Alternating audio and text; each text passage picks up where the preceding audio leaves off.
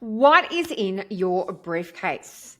No, it's not your laptop or your to-do list, but the essence of who you are, how you lead, and what people remember long after the meeting's over. This week, I'm joined by Vinisha Rathod, personal branding specialist, founder of P3 Studio, and author of The Briefcase Effect. Through her work with leaders, founders, and change makers, Vinisha helps people align with who they are and how they show up. With experience across corporate, government, and tech sectors in Australia, the UK, and the Middle East, she brings deep expertise in human behaviour and commercial strategy. So, welcome, Venetia. Thank you so much for having me, Julie. Oh, my pleasure. And I absolutely love this. I'm a massive believer in the power of personal brands. So, let's get stuck in. Yay! So let's start with the obvious. What is the briefcase effect, and can you unpack it for us? Yeah, so when people ask me, I'm just going to have the book in front because I'm actually just going to show you physically. When people ask me what's one line to say what the briefcase effect is or what this book is, imagine if you become a magnet for opportunities, and I call these people A players, so amazing people, and a detractor for those who harm and hinder you, or for allowed to swear for dickheads. So, how do we become a magnet that gets the best opportunities that are aligned to what we care about and what we want to operate and show up in the world, and then get away from those people and other opportunities which are not aligned to where we want to be? But you have to cultivate that. And so the book is all about unpacking your briefcase, so seeing what's inside your briefcase, designing it, so being really curated into how you want to show up, what you care about, what your skills are, and really intentional with that. Then you go into carry, so who is your support system, what is your mindset like when you go through setbacks. So it's that, how do you carry yourself and what do you surround yourself by? I even have a friendship audit in there. That's how seriously I take it. Yeah. And the last one is amplify. So we're now in social media. It's the smallest chapter, but it's about how do you amplify your briefcase in the modern world, in the social sense and in the social media sense. Yes, I love that. And I love that word intentionality because I think, people can often leave their personal brand to chance. I mean, you've got a brand whether you are intentional about it or not. So Absolutely. being intentional about that. And I love that you've brought in the people that you surround yourself with, the friendship audit. It's so important. Yeah, and we don't get told all this stuff. Like, you kind of just default to people you've known your whole life, but we all Mm, go through flux and changes all the mm, time. So we yeah. go through different phases and need different things, and that's completely okay, but you can still build your brand. And like you said, we've always done this. If you read any of these books of how to win friends and influence people, or anything from Marcus Aurelius, it's how you're remembered when you're not in the room. Yeah. That's your brand. And we've been doing that since the dawn of time. The difference is now is that we have global audience, access to a global audience, so you can actually show your brand and you can actually get your customers from anywhere. And that's, we've never had access to that before. So it's really being curated also in your career. Like, we don't have the same workplace for 30 years anymore. So your reputation, it always has mattered, but you can actually carry that through and actually stand out to live the life you want to on your terms, essentially. Yes, absolutely. So you frame personal branding as self-leadership and not performance. So Yeah. why the shift from, the polished image to aligned present? And why is that so important in today's world? Yeah, so it's really interesting. I sat with a bunch of, because I wouldn't say that I'm a coach per se that has one-to-ones. I just fell into doing this personal branding. So my specialty is more in the people, culture, and growth, and I do clarity and alignment for businesses. So then I'd apply that for people. But I sat with a bunch of coaches not long ago, and we said before, back in the day, polish is what was looked at. Like, everyone wanted the amazing suit, the amazing look, and like nothing was going wrong with the coach. Like, they are everything you want to be. And then as time moved on, we kind of liked the imperfections and the relatability. And I think we're seeing that more and more through to marketing. So user generated content is examples of when you see an everyday person use a product. I'm holding a glass for anyone who is like, how do we use this glass and drink from the glass? And it's not the pretty polished people that we see, the models that hold it. Obviously, there's still some brands that have that, but now we are looking at the everyday relatable person who is flawed, who is learning, who is relatable, and someone we want to buy from. So I think there's increased consumer, I don't say skepticism, but just they want to know who are they buying from, and is it quite robotic, or is it someone that they can relate to? And we have that global audience. And who do I want to work for? Like, is that someone I want to work for or support or grow their business? And so I think that relatability is, I think, trickling down because we have so much accessibility. Yeah, we do have so much accessibility. And like you say, it can extend into so many things, even determining who you want to work for. You know, what type of company is that for you? Yeah. Yeah. And I think we didn't have that before. Weren't told how to navigate that before and really take your career into your hands and Yeah. how you're perceived, and even how do I use my online profile as a competitive differentiator. Yeah. In a Fast Company article I wrote, they said, think of online as your 24/7 resume. So if there's between you and a couple of other people, and your same qualifications, same skills and stuff like that, what is your differentiator? Maybe your online presence is more known and they can see who you're connected to. I mean, it's human nature to go towards things that we know. That's why Coca-Cola and many others spend millions of dollars to make us familiar with a product and do the marketing that they do. And people don't like to feel that they're a product, but essentially, if you're working for someone else or partnering or building a business, you are a product. Like, your service is a product.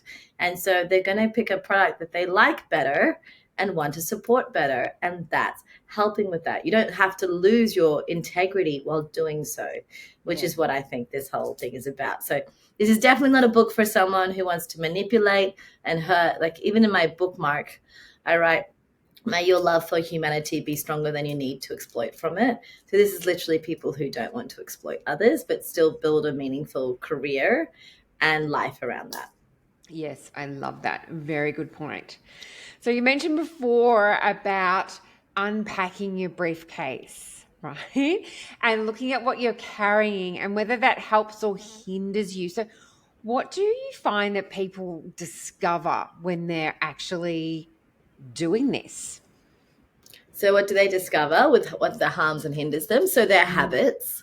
So I think I always say to people, like, how well do you know yourself? So if I just use my own example, and then I speak to others about what they do of anything that hinders them, and or harms them. So I have a very addictive personality, and I know that about myself. So I know with TV is volatile for me. I do not have a TV in my home because if there is a show I like, I will watch it all night and I will not stop. I know my personality is like that. So I don't have a TV to give me any temptation for me to binge. Alcohol, on the other hand, doesn't do that for me. I only have alcohol with friends as a social thing. So my home has so much alcohol in it and I never touch it. There's no temptation. There's nothing. It's not a harmful thing for me. It's actually, I do it to enjoy. And so for me to have that around my home is not going to hinder me. But having a TV access and having all these, I don't know, these Netflixes and many other things at my hand's grip, when I will have moments where, like everyone else, I spiral or I want to just get away in escapism, those things are not helpful to me. Whereas other people I know, they can't be around alcohol the same way I can be around a TV and have that, because I go full focus into that. Like, I am a zombie into that. Then all the work and stuff I need to do is out the door because that is my form of escapism. Unhealthy. And so it's not to label it as bad. It's just good. It's good to know what are the things that don't bring out the best in you.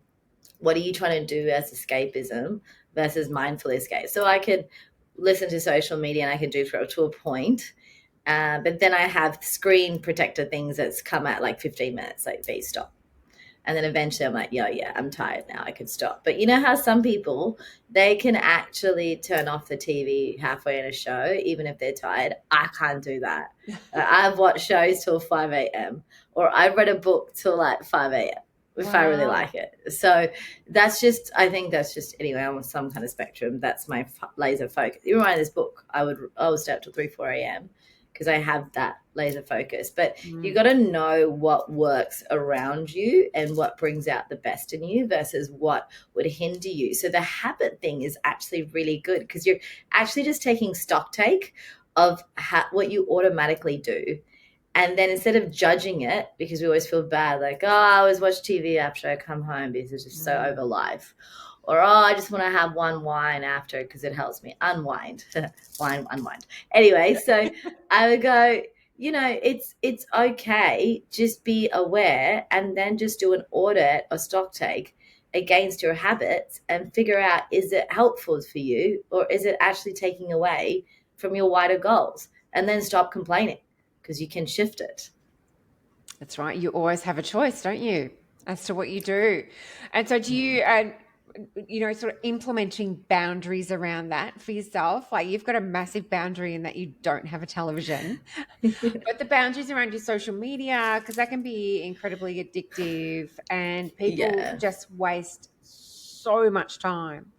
So it's really understanding that and Yeah. having those boundaries up. Yeah. And the parameters in place to get the best version of you versus what brings out the worst version of you. And I think that's really important to be aware of how you operate, not what someone tells you to do. Like there are people who love the 4 a.m., 5 a.m. club. That's great. That works for you. Some people love cold ice baths. That's great. That works for you. But what works for your body and where you're at that time in life as well, I think is really important. So just, I think, understanding yourself. So that's why Unpack is probably the largest chapter because you're literally understanding what is inside your briefcase. And then you're figuring out, all right, what do I want to keep and what I want to take out so others don't see that? What I want to keep hidden and personal, what I want to show. And so it's that metaphor that's kind of throughout the whole book. Yeah. Awesome. So there is a brilliant section in your book about the hormone squad, and I really love this. It's about the Thank you. dopamine, the serotonin, the endorphins, and the oxytocin. So why is understanding our internal chemistry so essential for showing up as our best selves? And you have just touched on that a little bit in terms of understanding what is right for you, but why is this so important? I think with anything that we work with, like humans are a machine, like we are an operating system. So I think we need to know what works to get the best version and how our brain operates to be able to get the best version. That's why I love when they say exercise is movement is medicine because it actually is for our brains. Instead of just seeing it as a weight loss and looks thing, if you study and learn about it more, you actually go, actually, no, my brain is really good for my operating system. So, with anything that we do and anything that we invest in, we want to work the machine properly. And this is an insight into how to work the biggest control center, your computer, your brain, and to understanding what it needs to make it work and what you have control over to support that. And I think that's just a really, really important thing to be mindful of. And that's why, that's why jail is the most extreme punishment because it's isolation from people we love. And that has a huge impact on our health. And that's why COVID was so devastating for so many people because isolation has such an impact on us. And we're going through this, loneliness pandemic and isolation stuff. And it is having a huge impact on what we actually need as people to actually make us feel good. We think social media is going to fill that gap. No, having a wine or a chat with a friend in person is always way better than what you would do online. It's just simply the way that our bodies are designed and the way that we're designed. So I think it's just, think of it as any operating center that you have with anything that you work with, any machine to make the machine run, understand the mechanics behind it. And I would say like learning these kind of, for happy hormones is a really, really important way to learn about that. Yeah, absolutely. I mean, because the social media can give you that quick hit of, I think it's dopamine, that really quick hit. It's like, Yeah. oh, someone's like something. But, Yeah. there's really great studies out there now, and something just recently, they've been tracking people, I think it was for 70 years or so, as part of the happiness project. And Oh, the the people who happiness were the study. Yeah. happiest are the ones who had great relationships. It came back to people. Yeah. Yeah. It always does. It always does, Julie. And that's the biggest regrets people have when they're dying. That incredible nurse, sorry, the name escaped me. The incredible nurse that wrote the Five Regrets of the Dying, that blog post that became a book, that became a world. And it was always like, I wish I spent more time with people I love. I wish I was Yeah. braver to do the things I did. I wish I kept connected to my friends. These are all just such basic things that we forget because life just kind of sweeps you. And that's why it's super intentional with this book. And I created it because of my life. Like, I shifted my life 3 years ago completely, personally and professionally. And now I have consistently beautiful experiences. And I think anyone can curate that. You don't have to wait until you have a car or until you finish the book, until you have, whatever it is, until you've reached the thing to feel something. You can enjoy it on the way as well. You become content but not complacent. So Yeah. you never lose your drive if that's something you want to work towards, but you don't get caught up so much that you don't enjoy what's around. You don't, they say smell the roses, like you Yeah. don't sever the amazing things around you because of that. And I think I got that because the book is based on, obviously, my father who passed away 15 years ago, and the briefcase reminded me of him. I bought it when I started working in tech 6 months after I started this new job, and then everyone loved the briefcase, and slowly the best version of myself was even coming out. And then, this framework that we can touch on later, with the briefcase, about what you do, what am I good at, what I do, and why, was kept getting asked. People wanted me to speak about it more and more. So then slowly the best version of myself started coming out. Mm. And I was like, who is this person? Like, it's amazing. And then you're just so much more empowered and lovely and can be more helpful and kind. And you're literally a person that adds to the room than takes away from the room. And I used to be a person that took away. I was so miserable, bullied, awful relationships, Aw. just literally. And, I have a lot of sympathy for people like that. Like, Yeah. it's so hard to be giving when you're like depleted and literally trying to survive. And I want to show to people, you don't have to stay not in this country, especially, you don't have to stay in that, and that you can shift it, but it takes a lot of work. So this stuff's not easy. No, that's right. And thank you for sharing your story. And I love that, the briefcase effect is actually based on, your beautiful dad's, briefcase. And it sort of brought out the best version of you, which is so nice. And, from what I'm hearing from you is that you became really anchored to who you are Yeah. and what you stand for, which then gave you confidence. And, you know how to fill your cup, you know how to give to others, which, is something in our burnout culture so many people can't do. Yeah. And even if you just want to add on the burnout culture, you just hear the stories of people who've made all the money, but they Mm. burnt all the relationships, as we alluded to earlier, on the way to get there. And someone said, like, there's no point in having a big house if it's so empty. And Yes. it's not like not having peace. I think that's very different. But, there's one person that like left his business after it got sold, and he was lost. He's like, I lost my relationships, I lost my life. And so it's when you're growing a business, who are the people to remind you, like, go to that birthday party? Mm. Like, I know work is there. So like, leave that aside and remember that no one in your funeral or when you're dying is like, oh, I wish I worked on that project more.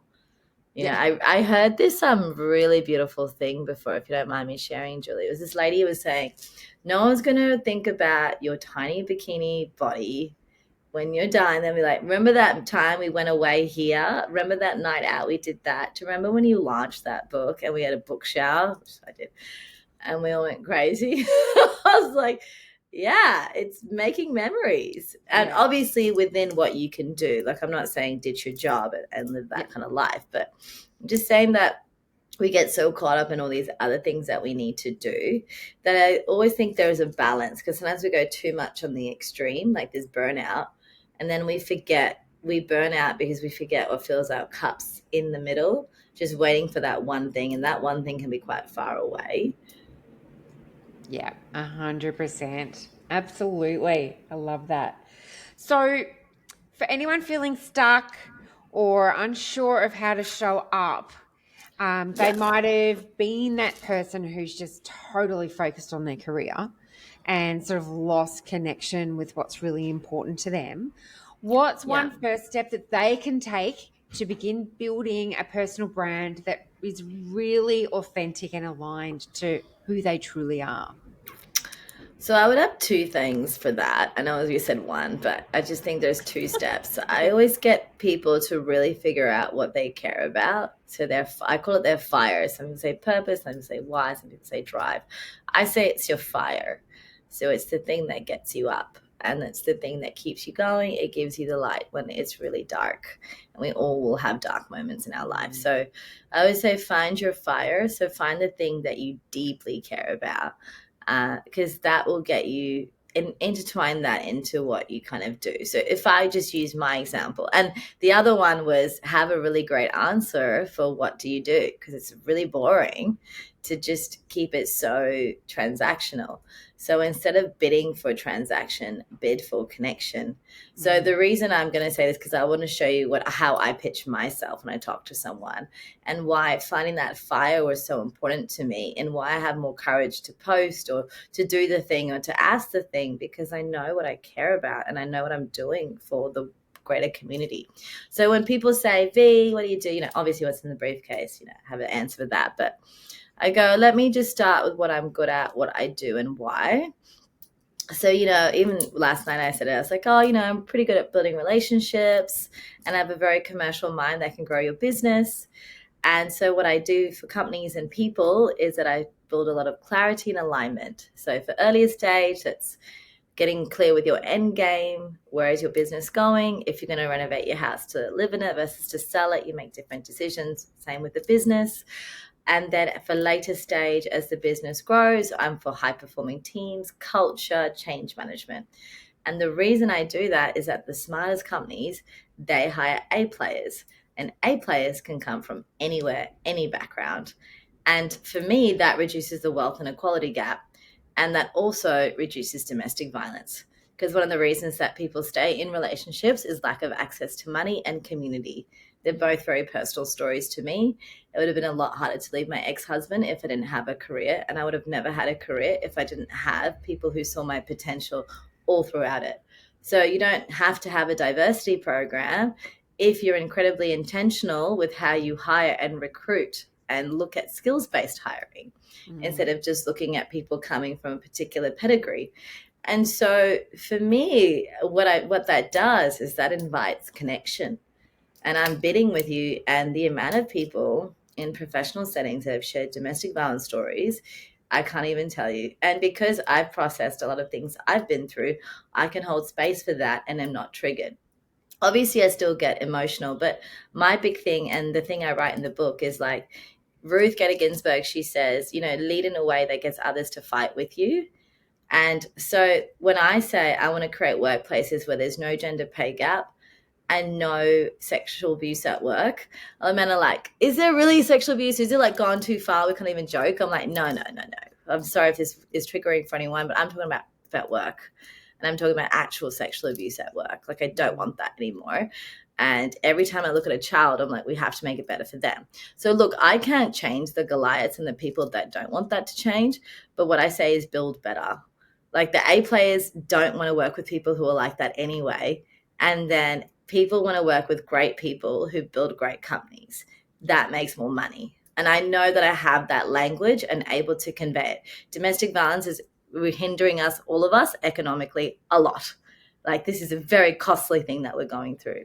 So I know that I have the language to articulate this really problem that is so close to my heart. And I want no other woman or man or anyone to ever experience that. And I know I don't want any children to suffer anymore. So every time I see a child, I'm reminded of the work that I do and why I do it. So when I talk to people, I say, really find your fire. There's probably like 8 buckets of things that people care about: animals, the environment, social justice. There's there's only like literally just a few buckets, and then what that is underneath that. And that's the thing that lights you up. That's the thing that makes you more engaging in a conversation, right? And my conversation and the way I talk, it's an invitation. I don't negate men out of my conversation. I said, well, do you think the world is ready for your daughters? Like, with the way it is now? They're like, no. I was like, well, help me build better. Like, help me build with this, because I can't do this alone. I need you with me to work on this problem with me. And the fact that I brought in, the horrificness of domestic violence without making it, divisive, but actually inclusive of how they can support the agenda, it was actually been such a game changer for me. And then I become really clear on what I say yes and what I say no to. Because I find a lot of people who stop their career, they're like, or they want to go on a break, or they're burnt out. They're like, I always want to do anything, and I just want to be helpful to all the people. And I was like, it's not very practical. You're going to burn out again being the nice person. So I feel like being really particular and clear just on what's your fire, because that's going to be associated with what you care about. There's someone I met last night, and he's like, I have association with breast cancer because my mom had it. So then I inclined to care more about that. I'm like, great, you'll find a community that's really inclined to that. I know what I care about. I mean, obviously I have a soft spot for cancer. That's how I lost my dad within 4 months. But it's I think for me, it's these societal issues is what really drives me. And it really drives the work that I do. And so even writing the Briefcase Effect, if I'm really clear that for domestic violence, or anyone who's experienced it, the first part is recalibration. So you're resetting your nervous system. The second part is rebuilding. And so when you are rebuilding your life, you need to be able to have money. In order to have money, you need to get a job. In order to get a job, you need to have confidence. And when you have no confidence after you have a DV relationship, that's probably like the worst thing that you could like try and get back. And so I know the work that I do and why I've created the book and all that is to articulate that. So you're able to get a job. But I have an undercurrent of that. As much as I know this stuff, career development stuff, is also going to pay the bills, as well as all the stuff I do with culture, because we know how expensive low-performing cultures are to companies.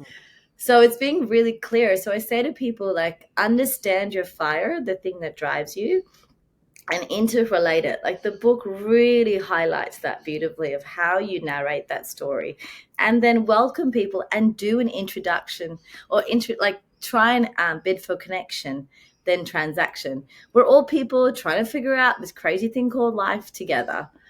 That was my long TED Talk answer.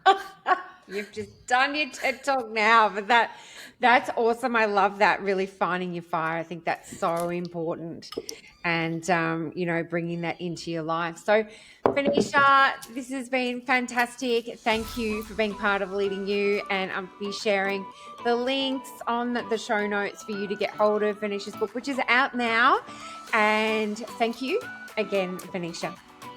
Thank you so much for listening, everyone.